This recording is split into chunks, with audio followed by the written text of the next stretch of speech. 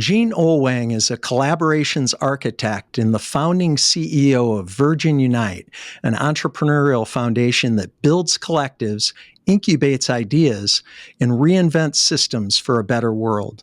Over the last 20 years, Gene has worked with partners to lead the incubation and startup of several global initiatives, including the Elders, the B Team, and many others. She has also worked with over 25 Virgin businesses across 15 industries to help embed purpose in everything they do. Jean served as a partner in the Virgin Group, leading their people strategy, and she was also the joint CEO of Virgin Mobile in Australia prior to starting Virgin Unite. Jean is active in a number of advisory board roles, including the Elders, the New Now, and the Sarah Blakely Foundation. She serves on the boards of several organizations, including Ocean Unite, Penn State Board of Visitors, and Unite BVI Foundation, and she is also a B Team leader. Jean is the co-founder of Plus Wonder, a not-for-profit initiative created to spark more meaningful, deep connections and collaborations in the world, and she is the author of the book Partnering, Forge the Deep Connections that Make Great Things Happen. I'm a huge fan of her work and her book, and it's an honor to have her on the show. Welcome, Jean, and thanks for joining us on Life Excellence. Thank you, Brian, and thanks for that beautiful introduction and for all the work you're doing. I just mentioned to you earlier just how wonderful your podcast is. Well, I appreciate you saying that. Jean, I love the concept of partnering and forging deep connections, both personally and in business and other collaborative relationships. One partnership that has clearly been a blessing for both of you is your partnership with Richard Branson. How did you two first connect, and what inspired you and Richard to create Virgin Unite? Yeah, I feel very blessed that I've had the honor to work with him now for close to 25 years. And we first connected over something that was quite funny, actually. And there's two different versions of the story. So I was at the time working in Virgin Mobile Australia, as you mentioned, and we were just launching. And so Richard was coming into town to help us with the launch. And his version of the story is that he got off the plane, I put him into a car, bundled him out to this field, laid him flat down on the grass, put a harness on him, and then as he was being lifted up by probably one of the largest helicopters in Australia, said to him, sorry, we couldn't get you insurance. And he was flying into land on our competitors' cages for Virgin Mobile to release them from their contracts. And then we were going to kick off into the launch. And my version of the story is that I picked him up at the airport, brought him into our boardroom and sat him down and explained to him that there was no way anyone was going to fund Richard Branson flying from a bungee cord on one of the largest helicopters in Australia over the bridge and into this launch. And as you can see, his version is a much more exciting one, but that's how we first met. And then we worked together through Virgin Mobile and then started Virgin Unite. You've enjoyed tremendous success on the business side, as I mentioned, of Virgin. And it's interesting to me how you transitioned into the social sector. How did your previous experiences shape your approach at Virgin Unite? Because although there are certainly similarities between leadership of a for-profit organization, a business, and a not-for-profit organization, there are definitely differences too. Yeah, and I feel like, Brian, I think both systems, both the economic model as well as the not-for-profit model in the world, both are broken and need to be fixed. But certainly having that business experience before I moved into the not-for-profit sector was really, really helpful. And my earlier career, what I was doing is mainly helping start up mobile phone companies in different markets. So it was kind of the heyday of mobile phone companies, which shows how old I am. It was years ago when we were first starting to grow them. But I remembered, we would move from country to country, starting in Bulgaria and then Colombia, South Africa. And we'd start these mobile phone companies, but we'd use the kind of tools that we had in the previous market in order to scale them and grow them more quickly. And what I saw in many of those countries was similar social and planetary issues that weren't going to scale because they were so isolated to that one country, and we weren't sharing ideas across borders. And so I immediately became fascinated of how do you use those tools with business and scaling solutions to problems on how we approach our not-for-profit problems, how we approached our interconnected social and environmental problems. But I think one of the biggest turning points for me was when I was working in South Africa for a company called MTN. We were one of the first companies to start prepaid services, and we literally made our annual sales target within 1 month. And so we went into the townships to find out what was happening, and we saw the most extraordinary entrepreneurial approach where people were setting up briefcases with phones in them, prepaid phones, to actually sell phone calls. They set up these trailers with phones in them. So they created all of these interesting business ideas. And for me, it was this light bulb moment. But the most beautiful thing is that they were creating jobs and uplifting people that were living in poverty. And it was that light bulb moment of the power of business to drive change in the world and the intersection. And so I think having that grounding in business and understanding the role that when you combine business with not-for-profit, with government, we become unstoppable and we can really solve any of the problems that we're facing right now. So I think that grounding in how you scale, how you approach an issue, but as importantly, what is the role of business in solving problems, and not separating those sectors into silo was really helpful to me. And it was also helpful in knowing when I first started in Virgin that the number one thing we needed to do is help make sure that our businesses were putting people and planet at the center of all they were doing. So that was one of our first focuses when we started Unite, is working with, our airlines, working with our bank, working with the gyms to look at how they could embed purpose at their center to really drive and scale that change. And then what role could we use with our businesses, with government and not-for-profits? I can see how business processes can translate, and you mentioned scaling can translate into the social sector. But what unique challenges did you find when you started working with Virgin Unite and also in other not-for-profit organizations? Yeah, I think as I mentioned earlier, I feel like we've structured business without putting people and planet at the center as we should. But we've also structured not-for-profit not to be that efficient and effective and scalable. So I think some of the challenges that I found immediately were this weird structure where you have all these NGOs, not-for-profits, really fighting with each other for funding rather than incentives that actually have them coming together to figure out how they can scale a problem together. And I think you also, again, often then, because of the way the sector's structured, is you have the issues in isolation. So you may have social issues over here, planetary issues over here, when in reality, they're so interconnected across the board.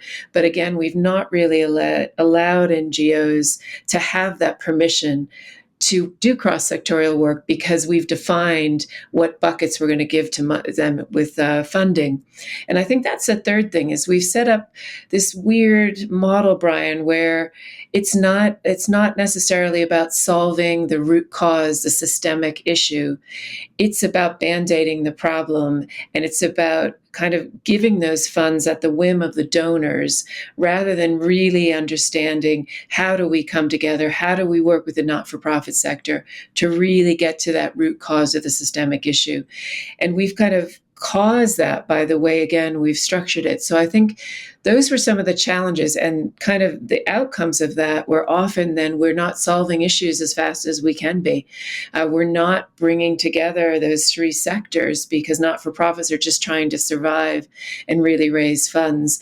And so one of the things we've really tried to do at Virgin Unite is look at how do we turn that model upside down and really center ourselves on collaboration and bringing together leaders across sector to really work together to solve some of these problems. I think that funding challenge is really a big one. One of the last things that you said. I think because most not-for-profit organizations aren't well funded, that the focus is often on how do we get funding rather than maybe the mission. And I know that's not always the case, but I've been involved with a fair number of not-for-profit organizations, and funding is always an issue. And so, again, depending on how large the organization is, how many people are involved, a lot of times everybody's sort of focused on funding because that drives mission, right? 100% agree. And it creates this warped dynamic where we focused on giving rather than partnering. So it also creates the sense of a lack of balanced partnership and almost a lack of dignity often for the charity, because they're having to, again, focus on being the recipient of a set of funds that perhaps are not the right things for them to be doing to really solve that root cause of the problem. So I think it's a fundamental challenge where we need to reassess that model and look at how do we create those equal partnerships between the donors and between the charitable entities, and how do we get that right so we can really leverage the skills both on the donor side and on the charitable side. Yeah, it's very important. Jean, you've been involved in so many organizations that collectively have made a tremendous positive impact in the world. And I'd love to discuss all of them that I know about, which is probably not all of them that you've been involved with, but we obviously don't have time to do that. But I'd like to ask you about a couple of them, if I could. Yeah. Tell us about the origin of the Elders, which I find really interesting, and your role with that organization. Yeah, and I should say before I talk about any of them that there's an army of people that have been involved and partners in all of these that have helped make them happen. And the Elders really started, it was an idea between the musician Peter Gabriel, who I adore, is one of my big heroes in life. And he started to think years ago, as the world becomes this more connected village with the internet, how do we have these elders, these groups of elders, as we would have around a campfire, to really help guide us on global issues? And then you had Richard Branson, who's, when the war started in Iraq, he really wanted to bring together Mandela, Kofi Annan, Archbishop Tutu, to see how they could come together to stop the war. So that was the genesis of the idea. We brought those two ideas together. And I'll never forget, it was one of my first days of work. And Richard came to me and handed me a letter from Nelson Mandela that said, let's go, let's do this. And then he handed it to me and he said, okay, can you make the Elders happen now? And I remember just looking at it and thinking, no pressure, though. I know, I've just quit my amazing job in Australia to come to work with a crazy man with a beard, and thinking, how on earth were we going to do this? And but we gathered, and this is another, to your point about the not-for-profit sector, I think often we don't have the right voices in the room of the people that are actually impacted by the issue. And, we learned that really early on in the Elders, because we decided we were going to put together this 3-week session where we brought in some of the most amazing entrepreneurs from around the world, amazing frontline leaders, some of the elders themselves. And I'll never forget, Brian, because I'd come from the corporate sector, so I had created this perfect PowerPoint presentation and, went in there with, this is the idea and this is what's going to work. And I'll never forget coming to this island, this session the night before, and Peter and Richard literally just looking at me and saying, no PowerPoints. And so I stayed up all night, like creating these flip charts, and I was standing in front of the room, a ton of my heroes in that room, and I'm using my little flip charts, and I'm watching President Carter, who was sitting right in front of me, and he had these piercing blue eyes, and I'm thinking, oh my God, he loves this idea. This is so fantastic. He's staring at me the whole time. This is going to be brilliant. And at the end, he stands up and he says, I don't believe in this idea. I don't think it's going to work. And And I remember, firstly, just feeling like I wanted to melt into the cement and never come up again. And then looking at the back of the room and watching Peter and Richard, and their faces just fell to the floor because they felt their idea got blown up. And we scurried back into Richard's office at the time, and we just sat there kind of stunned for a few minutes. But then we had such belief in the idea and such belief in each other that we kind of picked ourselves up out of that moment. And to their great credit, they stuck with me and stuck with the idea. And we walked out of that room and we spent the next 3 weeks, we ripped up my PowerPoint, and we spent the next 3 weeks at the feet of these frontline leaders, at the feet of some of the elders, the business leaders, really building and shaping what the elders could be. And, Tutu and Carter were there helping create the purpose and the values. And frontline leaders were saying, this won't work, this won't, really critical thinking. And we came out of that 3 weeks with a way better proposition. And it was a really important learning point for me some 20 years ago about listening to the right people, getting those voices around the table, co-creating, and putting your ego at the door. And years later, Carter, who then became a critical part of the elders, at his going away party, and when he was in his 90s, when he was leaving the elders, he stood up and he said, the elders is one of the most important things I've ever done in my life. And that's because of the co-creation. And so when you ask my role really became the curator of ideas and people's listening to people and helping pull that idea together, helping get the right leadership and team in place, spinning it out so it could be independent and work on behalf of the universe, and then making sure over the years that we had that right group at the center. And it's now Mary Robinson is at the helm as the chair, and she's doing an amazing job. And we have an incredible group of 12 elders who work really on the behalf of the universe with no other agenda. And they focus on 3 primary existential threats, one being nuclear threat, the second being pandemics, the third being how do we look at our planetary crisis, and then kind of weaved within all of that are cross-cutting themes like conflict resolution, gender, etc. It had to have been incredibly affirming to hear President Carter say what he did after having been involved with the elders for a long time. And the other thing that I want to just tease out a little bit is one of the lessons that I heard, and I would love for you to share a little bit more, is having the courage to sit in a room like that and say that you don't agree with an idea. Can you talk about that a little bit? I know you have extensive business experience and experience on the not-for-profit side as well, but I'm sure you've sat in a number of meetings where everybody comes into the meeting and they hear what's being presented, and maybe they're thinking that they don't agree with the idea, but they don't have the courage to actually articulate that. Can you talk about that a little bit?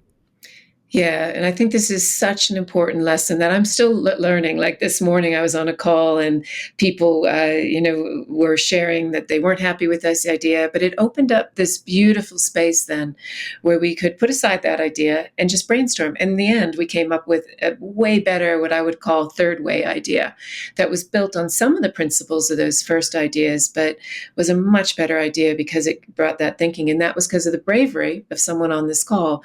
In that case, that was a bravery of Paul Pullman, who used to head up Unilever. And, he stood up and he said, and he gave me a flag before we got on the call that he wasn't happy with this idea. So he was already kind of setting the scene for that and letting me think about it. And he brought it up in the way that was an opening space rather than a closing space. And I think that's what President Carter did in that meeting. And when he stood up and made that comment, he gave us the space to step back and think about, okay, maybe there is a third way. Maybe we aren't right in the way we came in with this idea. But he did it in a loving way, which then opened the space for those next 3 weeks. And he stayed there with us for 3 weeks and sat in all those meetings. And he did the hard work to co-create on the third way idea. And so I think that's another important lesson that I learned is it's okay to bring up something and say, I don't like that idea, it's not going to work. But then it's really important to do the hard work and figure out what is the next idea? What is the evolution of that idea or the pivot of that idea, rather than just undermine people's ideas. And that's what I've seen the elders do again and again, is they do it in a loving way. They do it in a transparent and frank way, so there's clarity, but then they help you pivot. They sit and they do the hard work and think about what could work. What change are we trying to make here? And I saw Tutu did the same thing. Tutu was brilliant.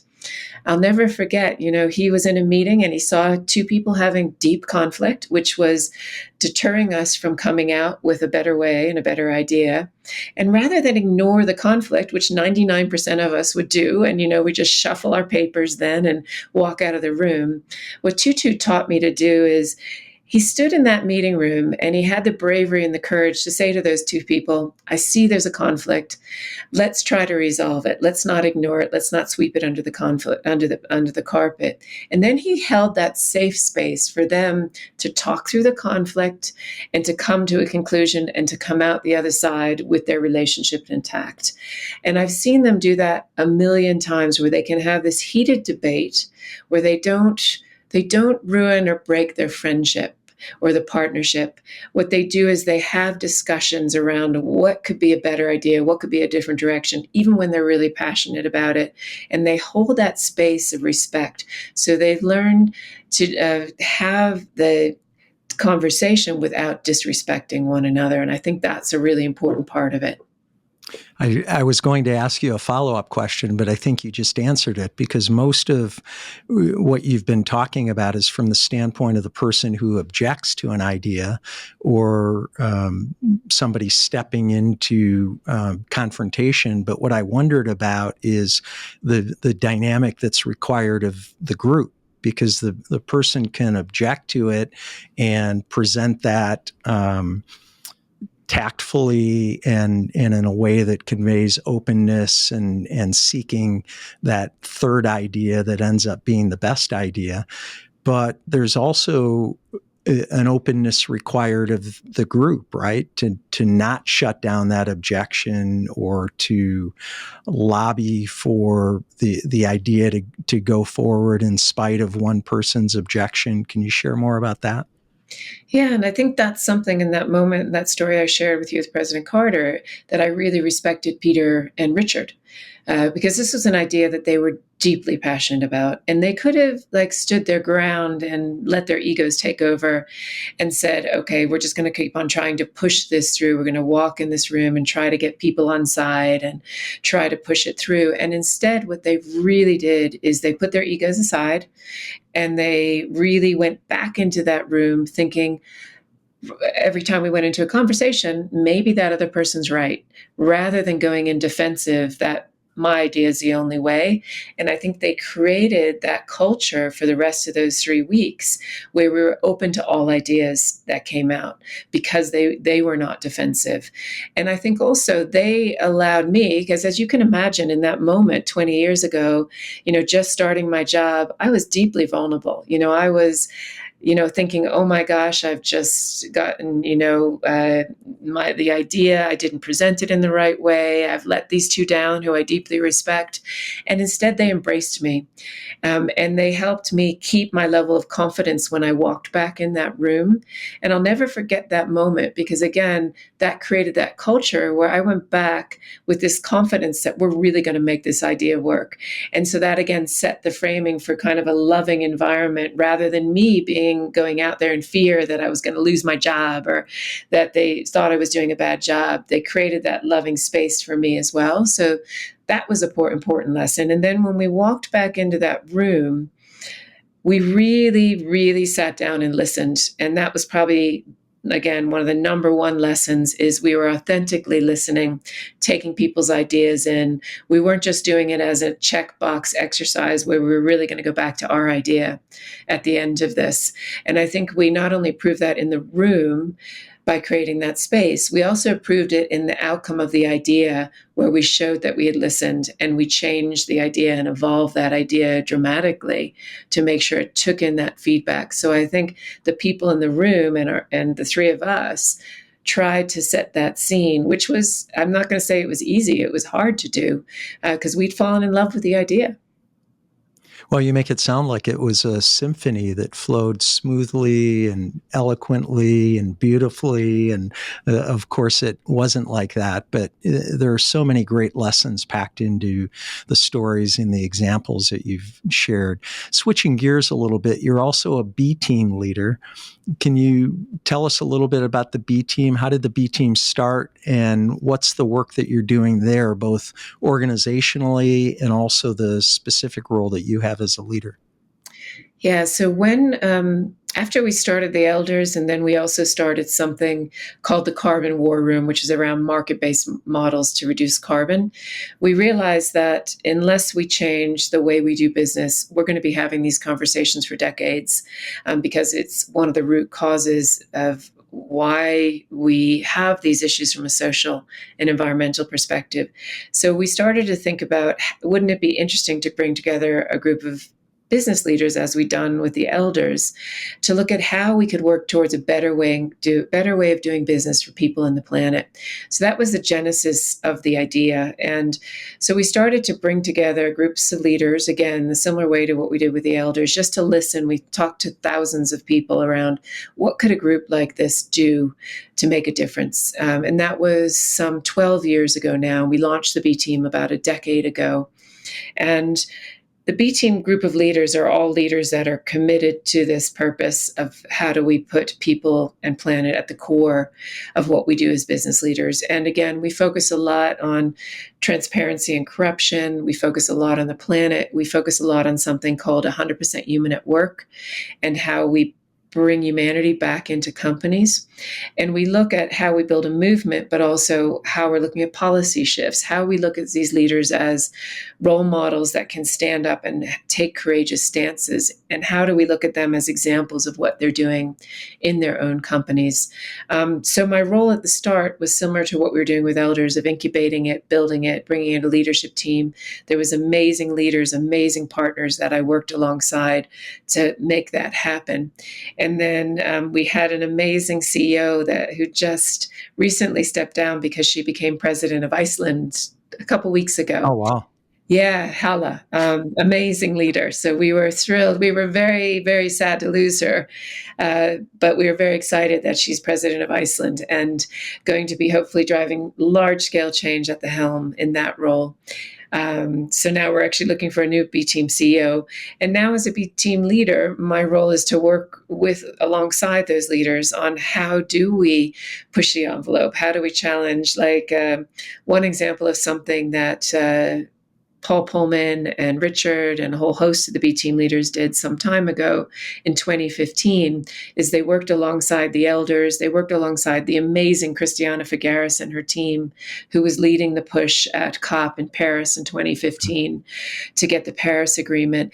And Christiana was like, going back to your symphony analogy, she was the conductor and her team were the conductors. They were the ones that would give us orders at the B Team, at the Elders, on which countries and nations we needed to speak with. How can we get business leaders really to give the leaders ground cover with a commitment to become net zero by 2050? So that was an example of where you also get collaborations to work in parallel with one another. And we're looking at how we do that. Again, a large part in Christiana's leadership and others' leaderships like Paul's in the lead up to the COP in COP30 in Brazil next year. Jean, you've taken on some huge, huge problems, some of the world's biggest problems with Unite and many of the other organizations, some of which we've talked about. And you've brought together clearly some pretty amazing people and pretty successful people to try and solve them. What accomplishments in the last 20 years are you most proud of? Oh, I'd have to say probably the friendships that have been formed by the leaders within collectives and between collectives. That's, I think, where I see the exponential impact happening. Like whether that was the wonderful Kofi Annan, who we sadly lost a few years ago, working with Ela Bhatt, who worked on the front lines in India, and the really the collision that they had around some issues, but the beautiful partnerships and friendship that they formed to then make a way bigger impact than they ever could have on their own.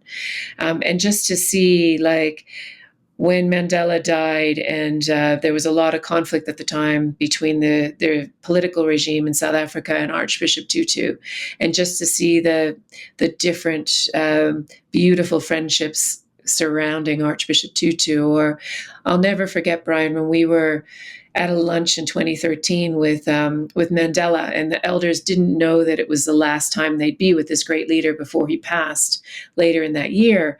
And I remember they were sitting at this lunch. I was sitting in the back along the side watching them, and there was just this laughter and this joy, but these tears about where the world was. And then at the end of the lunch, you had Nelson Mandela just stood up, and he was way into his 90s at that stage, and yet still had more grace and stature than any human I'd ever met. And he stood up and he slid his left hand slowly into his amazing wife Grace's, and they turned gently to walk out of the room. And before he left the room, he turned and looked at this group of friends, these elders that he had that were sitting at the table that he had brought on board. And he just smiled at them, and his eyes and his smile lit up the entire room. And if it was as if he was saying, you've got this now. And then he turned gently to walk out of the room. And I just always remember that moment, because they've never let him down. They've worked, we thought we were going to get like 2 days or 3 days of the elders' time per year, and they give hundreds of days of their time, and they're continuing to do this work in friendship. So I think the biggest success is these friendships that have been formed that allow that continuity of impact and momentum ongoing for hopefully generations to come. And I think the second thing is that we've allowed these collectives of leaders to be bigger, more audacious, to take more challenges, more chances, because they're in these collectives. And so watching them, and, we were part of an amazing initiative that's now run by the wonderful Chris Anderson at TED, and also Tom Tierney at Bridgespan, that's called Audacious Projects. And, this was an idea that came together from Chris at TED and Richard and Jeff Skoll and a host of others. And it was really about how do we get philanthropists together to make big bets. And that now they have put billions of dollars into not-for-profit initiatives to allow them to scale. So it's those kind of, how do you bring together these collectives to allow people to dream big and make things happen, and to allow them to be brave and courageous and stand up. And I also think, back to our conversation about one of the problems of the not-for-profit sector, one of the things I'm most proud of is we started the Carbon War Room, as I mentioned, years ago. But we realized that one of the things we were missing, we had the entrepreneurial, we had the business ideas, but we didn't have the scientific or the technology ideas. And there was this amazing partner called Rocky Mountain Institute that was started by Amory Lovins and run by this amazing leader, Jules Kortenhorst. So we decided that if we merged, we would be way bigger and better than if we were on our own. And we went from when we first merged being like a $12 million organization to now it's an, over $250, $300 million organization doing way bigger and better things. We merged into RMI, so we lost the Carbon War Room branding, which was the best thing we could have done, because then it was one organization. We merged the boards, and so we got the best of everyone, and Jules did an amazing job setting up an exec committee that we sat on, and for a decade we all worked really closely together to make that thing a success. And a huge credit to Jules Kortenhorst and his team, including John Kreitz, who's the CEO now, who just turned that thing into an extraordinary entity. And it never would have got there without the merger of those two bodies. And so that I feel very proud of, because it was something where, again, we put our egos aside on the Carbon War Room side so that we could become bigger and better. Is that what it takes, just setting your egos aside? We had talked very early in the conversation about sort of a classic not-for-profit challenge of multiple organizations, all underfunded, all trying to do the same thing. And you've talked at least now about 2 mergers. And what are the dynamics required? Because it seems like, just in the research that I've done prepping for the show, that's not uncommon, that organizations that you've been involved with, either through Unite or outside of that those organizations end up merging. How does that happen, and what's required in order for that to be successful? Because that's a little tricky, I would think. It is super tricky, and it was not easy at all, because you had two groups in the Carbon War Room and RMI who were both deeply passionate about their work, deeply passionate. And when you mix them, then we had lots of fireworks in the front end. We had lots of long nights about figuring out how it would work, which skills, which party we're going to bring to the combination of RMI and CWR.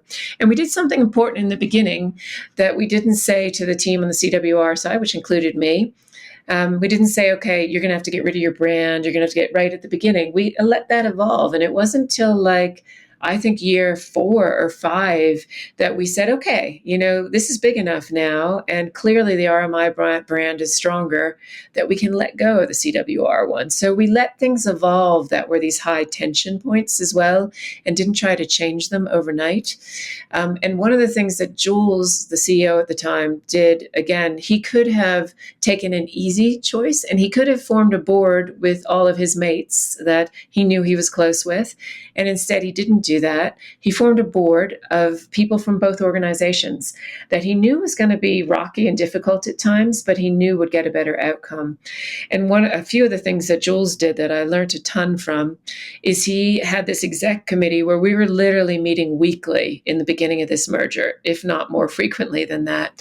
So we over-indexed on communications and meetings to make sure that front end was done in a really effective way when we were merging the two organizations. And we also really focused on very clear communications, very clear roles and responsibilities, and just taking the time to work through those things. And they sound simple, but those things made the world of difference. And I think we carried that on, and carried that exec committee that Jules had built on for many, many, many years. And he, as a leader, it wasn't an inauthentic, I'm going to set up an exec committee, listen to you, but I'll do what I want. It was a true partnership that he formed, and with deep, deep working relationships with that, and partnerships with that group on the exec committee and the wider board. And now, I stepped off the board last year because we realized we got to the point now where the thing is very big.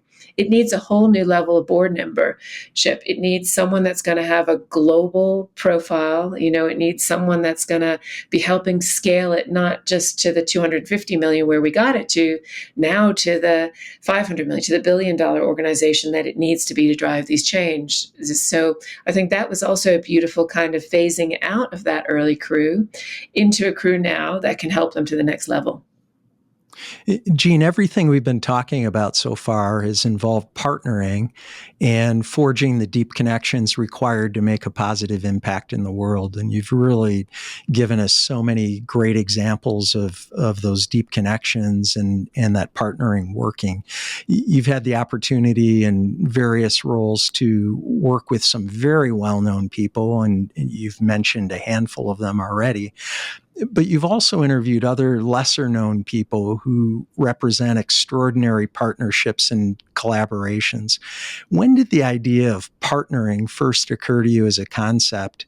And what inspired you to explore the depth and meaning of relationships, and then to write a book about forging deep connections? Yeah, well, Brian, probably like many of the people listening to this podcast right now, I wasn't trained to partner. I was trained probably from the time I was in grade school to be an individual, to figure out how I could get the gold star, to be the best in my sports team. And then I think that continued when I spent about 18 years helping build mobile phone companies. So in the corporate sector, I was incentivized to be often as we are, to be that individual hero. And I was incentivized as a female in particular to figure out how I could break those glass ceilings, how I could continue. And I think, Brian, that one day I woke up, when I started to get into CEO level in the corporate sector, when I started to get into board levels, I woke up one day realizing how alone I felt and how disconnected I felt from others. And again, I think we gear our incentive structures towards that in the corporate world. And so for me, it was a moment of pause and really thinking about how do I reconnect with myself and how do I reconnect with other people? And I had the good fortune at that point to be working on starting the elders with Richard and Peter. And I started to watch the elders and I became fascinated with how they became who they were in the world. And what was really clear after watching them for a few years is that they became who they were because of the relationships and the partnerships that they surrounded themselves with, whether they were each other or whether it was their romantic partnerships or their work partnerships or their families. And so I became really obsessed with two questions, and they were, how do we build these deep connections in our own lives? And how do we use those deep connections to become much better at collaborating at scale and build these collaborations to drive greater change in the world? And, when I first started the journey, it was more about romantic partnerships. And then I interviewed Ben and Jerry, and my whole world changed and the whole idea changed. Because I have to say, Brian, I've never in my life heard the word love mentioned so much in a business setting. And never had so much joy and laughter. Like, that interview was 2 to 3 hours long, and there was just so much laughter and joy. And so I was like, how do I get more of this? How can I build this in my businesses and my work? How can this be something I can learn from? And so it changed the idea into all kinds of partnerships. So we spent about 15 years interviewing friends, business partners, scientists, collaborations, family members, and then spent time synthesizing and coding that wisdom. And that was really the genesis of the Not-for-Profit plus Wonder and the book Partnering. I've often said that the power of 1 + 1 is 11, and I've learned so much from you, Gene.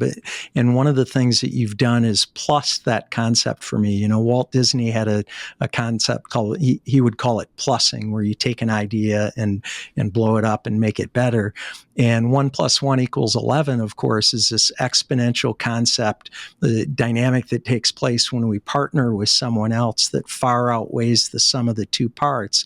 But I chuckled as I was reading your book, because you actually wrote that it's even more profound. It's like 1 + 1 = millions, which I thought was terrific, and I appreciate that.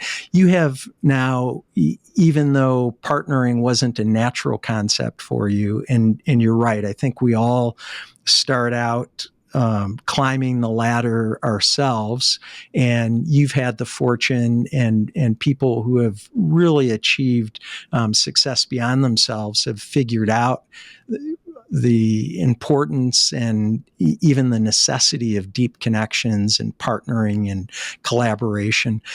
What have you noticed when people come together partnering for a specific purpose? Because you've talked about so many examples of that.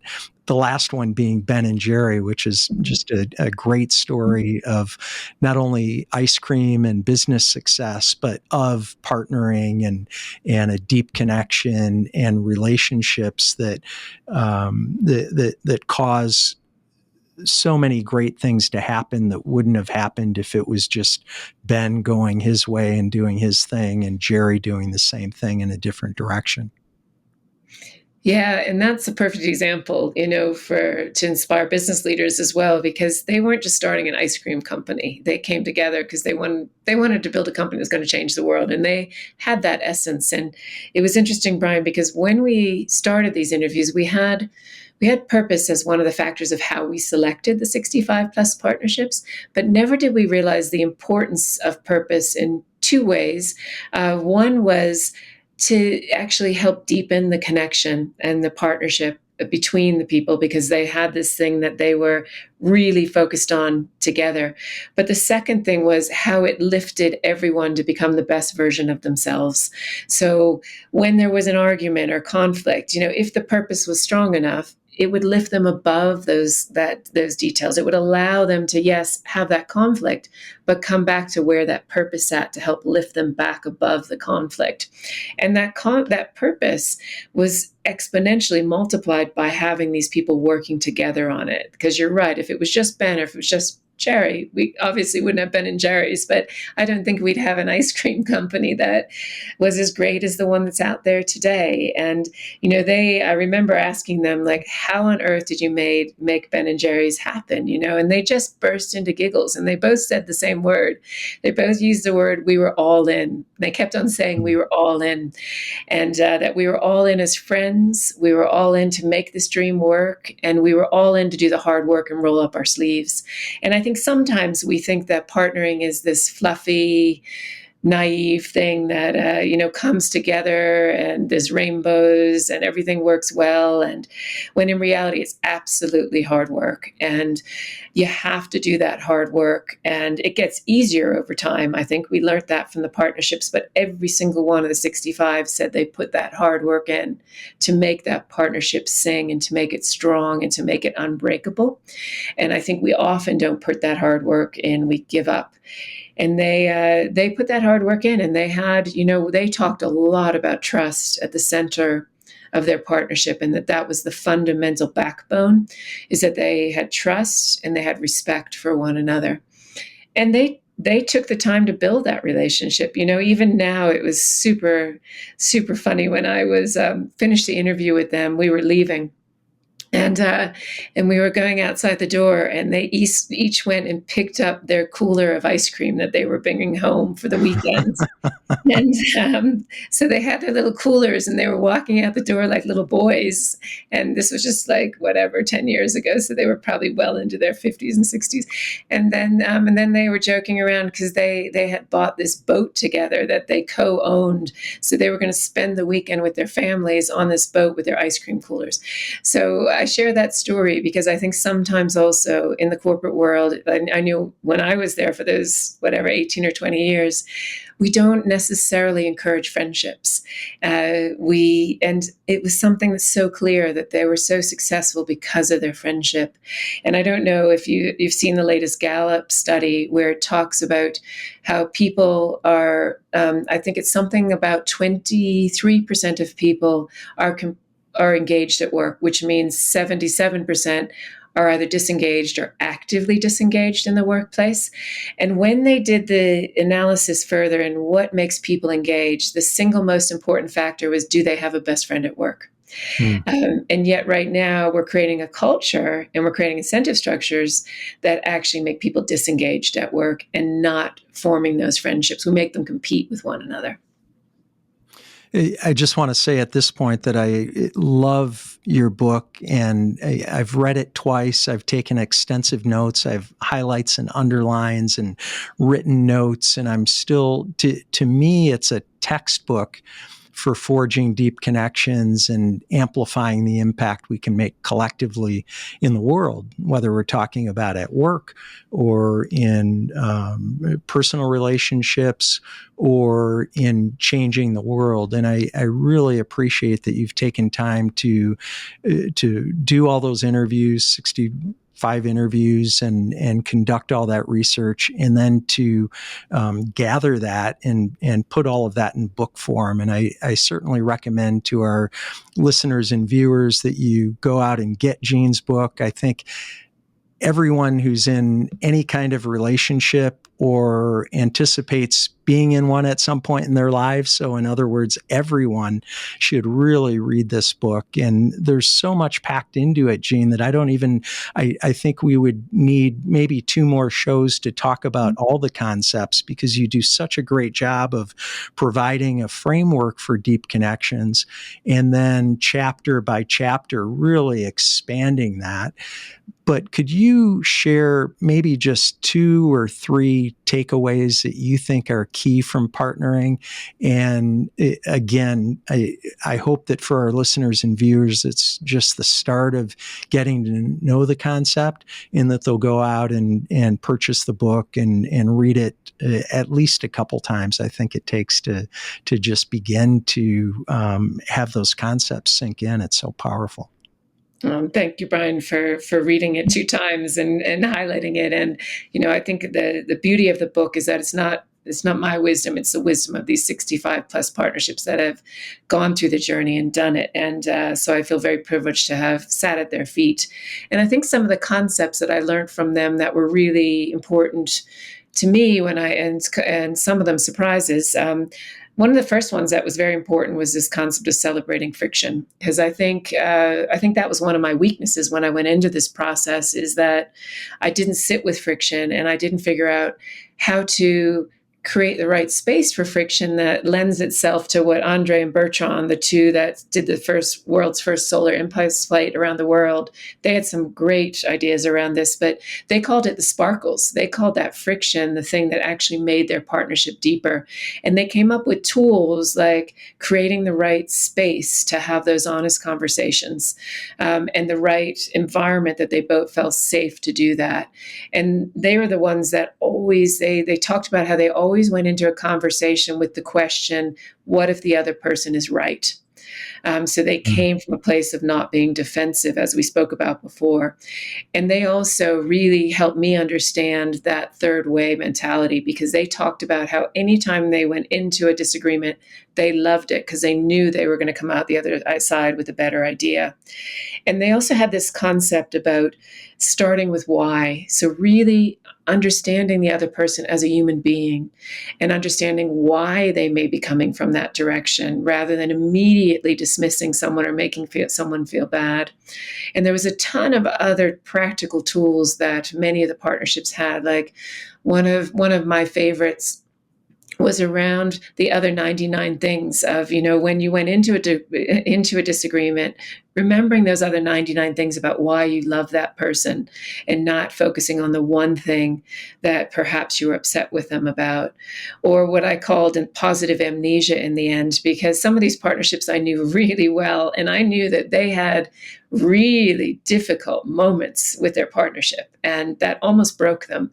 And yet when I did the interviews and when I had conversations with them, they had this positive amnesia that was like a protection mechanism for their friendship, where they wouldn't bring back that old history. They wouldn't dig it up and like put salt in the wound. They had moved on. They shared the stories of how they moved on, but they didn't undermine the other person. Like Ben and Jerry, I've known now for 20 plus years. And I can tell you, I've never seen either of them undermine the other one with a glance, with body language, with a word. They take the mickey out of each other and they joke and they laugh but they don't hit them hard in the gut. It's always from a place of love and respect and trust. And so that positive amnesia was something beautiful. And I think the other degree that I learned a ton about is something we ended up calling magnetic moments. Because again, I think I blissfully went through life thinking that partnering and relationships and deep connections just happen magically. And these partnerships showed me that they proactively came up with these moments that they came together to build their shared history. And some of those were, something as simple as having a dinner every Sunday night, to families asking the question over the dinner table, what's something good? This is Bert Jacobs from Life is Good. His mom used to ask, what's something good that happened to you today? To things like, the Airbnb guys had this amazing elephants, dead fish, and vomit ritual every month, where they brought their team together to ask, what are the elephants in the room? What are the dead fish that no one's talking about, or everyone's talking about, no one's doing anything about? And what is the vomit you just need to get off your chest? And they talked about how those creating that safe space allowed them to build deeper connections with each other. So I think those two were probably the ones that were the biggest surprises to me, and things that I had not thought about at great depth. Wow, there's so much packed into what you just said, because I think we could just take that one answer, and that could be a prescription for marriage, or a prescription for business relationships, or a prescription for friendships, or any other relationship. And that was really profound. I was thinking about one of Covey's 7 habits: seek first to understand and then be understood. And so there's an approach, or an underlying approach going into it. And the other thing that stood out for me is, and you didn't say it this way, but it's, what do we focus on? So are we focusing on the things that aren't working or aren't going well, or are we focusing on the things that are going well? And so there's appreciation and gratitude and concepts like that built into it as well. Gene, you assert that the only way we're going to solve humanity's biggest, most complex problems is by forging these meaningful partnerships, and then using those relationships as catalysts to drive even bigger collaborations and social movements. And you were talking about some examples of that earlier in the show. One way that you're attempting to drive this right now is through Plus Wonder, an organization you created to spark meaningful, deep connections and collaborations in the world. What are your goals for Plus Wonder, and how do you envision it contributing to the world of partnerships and collaborations? Yeah, thank you, Brian. And I have an amazing team working with me on this, and and an amazing group of board members that came around it. And our purpose is exactly as you said, to really spark partnerships and collaborations of meaning in people's lives. And we're trying to do that by really 3 big levers and goals. The first one is, we believe that this focus on hyper individualism starts in our school system. And so we've got a group of teachers that have built a curriculum and built a set of tools for teachers on how they can relook at how they teach. And are they teaching in a partnership mentality and a collaborative mentality? Or are they teaching these young students to be focused on their individualism and self-interest? So one is that shifting of the education system is a big focus that we have. The second is working with companies to look at reimagining their incentive structures to be more focused on collaboration and partnering within their companies. And the third, we're working with a group right now to look at how do we help people understand how they build these deep connections at the center of collaborations, whether they're in a company, whether they're driving, a not-for-profit that's trying to drive change. What are the tools in order to build that? And we had some in the book, and now we're going even one step further on that, so that we can create this set of tools, this set of experiences that help people understand how they can do that. So changing the education system, companies, and the way we drive change in the world are our 3 big levers that we're trying to pull right now. That's great work that you're doing. How can our listeners and viewers learn more about that? And if there's anything else you'd like to share, how can they learn more about those things too? Yeah, they can go. We have a Plus Wonder website, www.pluswonder.org, and you can see some of the tools on that. We'd love to hear from people about partnerships that they think are working, partnerships we should be interviewing, collaboration. So we'd love to get feedback from folks on what they're doing that's working, or also where they've seen things break, because that's just as important, so that we make sure we can manage that downside. And on the education side right now, we're looking for teachers and schools to work with. We've created an entire curriculum that, again, everything we're doing has been from a not-for-profit angle, including the book, so that we're wanting to test and pilot those tools in schools right now. So we'd love for anyone in the education system that's listening. And then in the companies, we're doing the same thing, where we're looking at how do we work and pilot with organizations. Like there's this amazing guy from KKR, Peter Stavros, who's doing a ton of work in shared ownership models. So how can we help lift his work and learn from that, and look at how we can pilot ideas in other companies? Well, and hopefully we can utilize that in the workplace, because the statistic that you shared about engagement in the workplace is alarming, that I think you said 23% of people in the workplace are engaged.